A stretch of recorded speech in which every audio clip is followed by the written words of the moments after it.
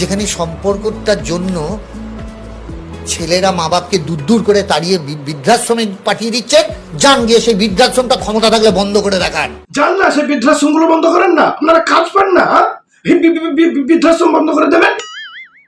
আমার কত অপ্রিয় অসম্মানীয় জনাব কাঞ্চা চিনার বাচ্চা চিকনা মল্লিক মাত্র 3 নম্বর বিয়ে করলো, তা আবার মাত্র 53-54 বছর বয়সে, মাত্র হালকা করে মেয়ের বয়সের মেয়ের সঙ্গে। তো কি হয়েছে? আপনারা ওই বিষয়টা নিয়ে ট্রোল করছেন, ওই বিষয়টা নিয়ে রোস্ট করছেন আমার জনাব অপ্রিয় কাকুকে। লজ্জা লাগে না আপনাদের? হ্যাঁ, যান ওই বিয়ে বাদ দিয়ে আপনারা বৃদ্ধাশ্রম বন্ধ করেন গা। যে আমাদের কাঞ্চা চিনার বাচ্চা চিকনা মল্লিক 3 নম্বর বিয়ে করলো, বৃদ্ধাশ্রম বন্ধ বন্ধ এরকম করে মিছিল করবেন, প্রোটেস্ট করবেন, আর বন্ধ করে দেবেন। আপনাদের লজ্জা লাগে না? যান গিয়ে সেই বৃদ্ধাশ্রমটা ক্ষমতা থাকলে বন্ধ করে দেখান। আর একবার যদি আমার জনাব অপ্রিয় কাঞ্চা চিনার বাচ্চা চিকনা মল্লিকের বিয়ে নিয়ে কেউ ট্রোল করো, রোস্ট করো, কাকু কিন্তু আবার ভয় দেখাবে। কাকু আমি কিন্তু বিরাট ভয় পেয়ে গেছি।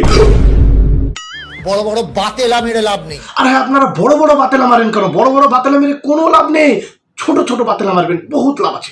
আস্তে আস্তে বাতেলা মারবেন, ঠিক এইভাবে। এই শালা কাঞ্চা চিনার বাচ্চা চিকনা মল্লিক মাত্র 53-54 বছর বয়সে মাত্র মেয়ের বয়সের মেয়ের সঙ্গে হালকা করে 3 নম্বর বিয়ে করে ফেললো। ওই বয়সে মাত্র 3 নম্বর বিয়েতে ওর নিজেরটা খাড়া হলো, মানে ওর নিজের বিয়ের জন্য খাড়া হলো কি করে রে? কোন শিলাজিৎ খায় রে? এরকম আস্তে আস্তে বাতেলা মারবেন, তাহলে বিরাট লাভ আছে। এই ছোট ছোট বাতেলা মারতে হবে।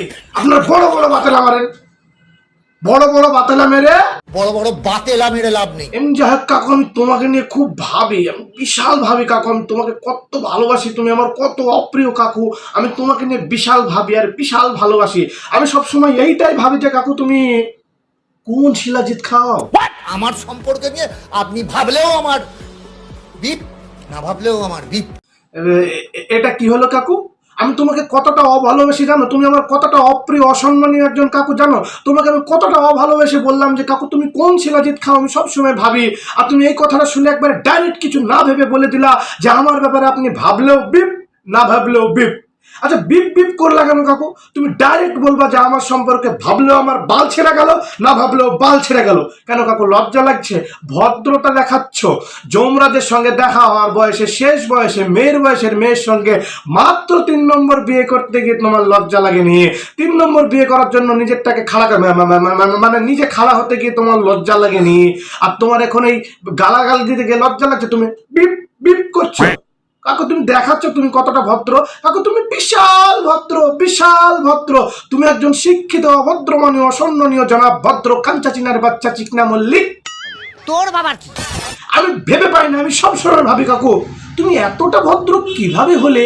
আপনি ভাবলেও আমার বিপ, না ভাবলেও আমার বিপ। আরে যাও বল, তোমাকে আর ভাববো না। তোমার এই বিপ বিপ শুনতে আর ভালো লাগছে না। তুমি যাও না, আরো 3টে বিয়ে করো, আরো 3টে বিয়ে করো না। তোমাকে বারণ কোন সালো করলো? আরো 3টে বিয়ে করো। আমাদের কি, আমাদেরও বিপ, আমাদের শেষমেশ আমরা আরো 3টে কন্টেন্ট পেয়ে যাবো।